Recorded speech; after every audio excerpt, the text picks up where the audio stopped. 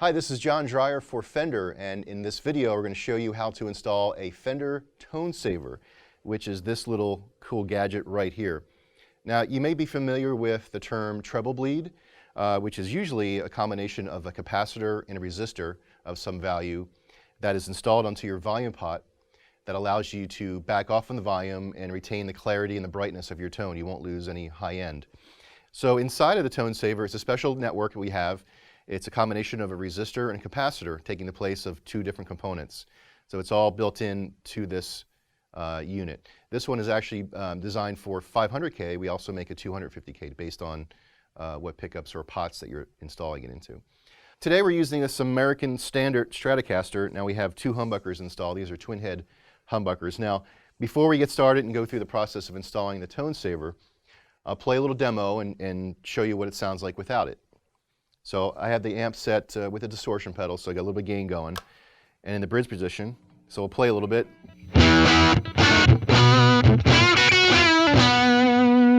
Back off in the volume just a little bit. You'll hear how the high end goes away.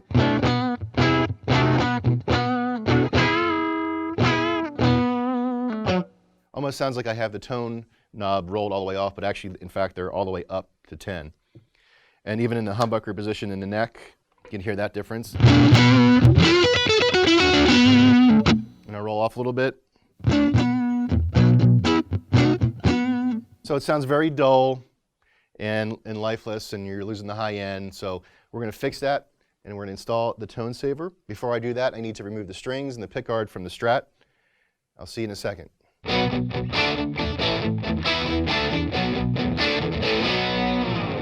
Okay, so I've gone ahead and I removed the strings from the Strat here. Before we get started, I'll run through a quick list of the tools that I'm using. One, of course, is my Phillips head screwdriver for the pickguard screws, and the other is the soldering iron. Now, if you don't have experience using a soldering iron, be careful not to burn yourself or anything around you, or your guitar, of course, and just take caution with that. I'm going to flip this over. I'm going to use a cloth here to lay it on the body of the Strat so I don't scratch up the paint. So I'll lift this up first here. Okay, and then I'm going to lay down my cloth. And then we'll flip the pickguard over to expose the controls underneath. So I'll be concentrating on this area around this volume pot right here. That's really the only component that I need to involve in this process. And so when you get your Tone Saver, now this guitar has two humbuckers, so we have 500K pots.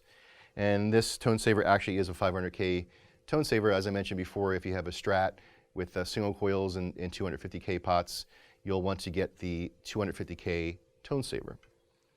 Okay, so when you get your Tone Saver, inside the packaging is your handy dandy wiring guide, which is also available on Fender.com. So it's a very simple process. It involves two of the lugs on the back of the volume pot. And looking at your wiring diagram, you can see that is exactly what they're calling for here as well. So I'm going to put this aside and keep this as a reference. And the other thing I wanted to mention, because I didn't mention it already, is because these leads are long and they're a little bit fragile, I'm going to trim them down in the next couple steps. And then what I'm going to do is I'm going to take some heat shrink tubing and then apply that to both ends of, however long is left here. Apply that to both ends. I'm going to use this heat gun to shrink the tubing around the leads just to protect it from touching anything else, like the back of the pot or another wire that may ground it or cause a short circuit. Okay, so looking at my reference guide here, the wiring diagram, I know that the side of the Tone Saver that has the solid blue line will be the side that's installed onto the outer tab. And the other side, of course, goes to the center tab. So right now I'm going to measure out where I can clip the leads off, and then I'll put the tubing on. So I'll measure out about, maybe about a little less than an inch on both sides, and then I'll clip these off,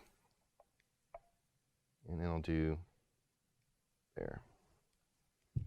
Okay, now I'll grab my heat shrink tubing, and I'll put this on here. I'm going to measure a little bit and leave some of the lead bare, obviously, to go into the tab. So I'm going to cut off a little bit and then put it on the edge here.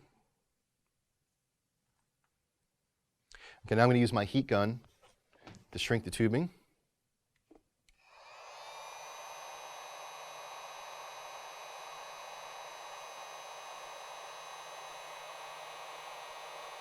Okay, there's one side. And I'll do the same with the other.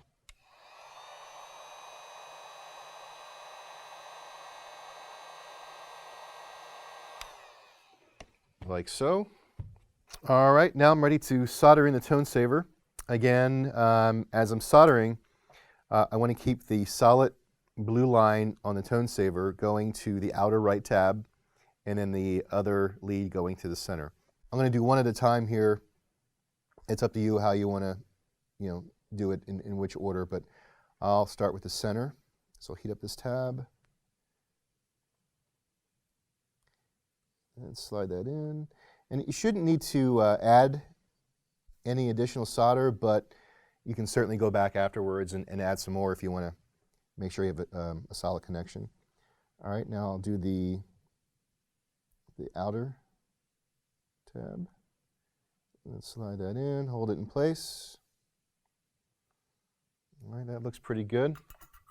And again, with the heat shrink tubing in place, now that I have it installed, I can be sure that the leads of the tone saver won't be hitting the back of the pot or any other bare wires. So that looks pretty good, and I don't need to add any new solder. That's fairly secure there, and I think we're good to go. All right, so now I am ready to flip the pickguard over, and we'll get this back into the body of the guitar, and then we'll string it up, and then we'll take a listen and see what it sounds like after the tone saver is in place.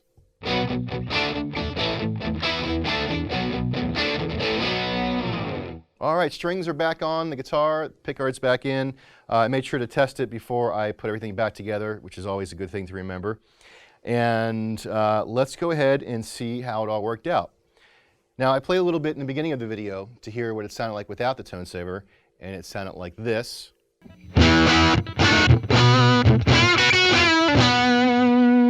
Back off in the volume just a little bit. You'll hear how the high end goes away.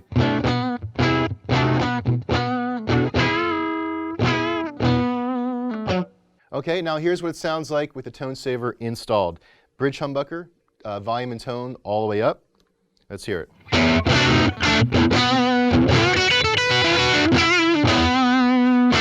Roll off the volume a little bit.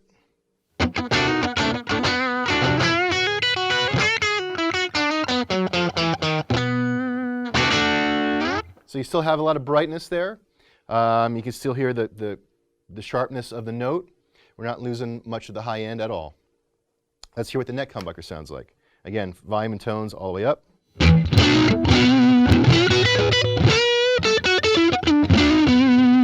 Roll back on the volume.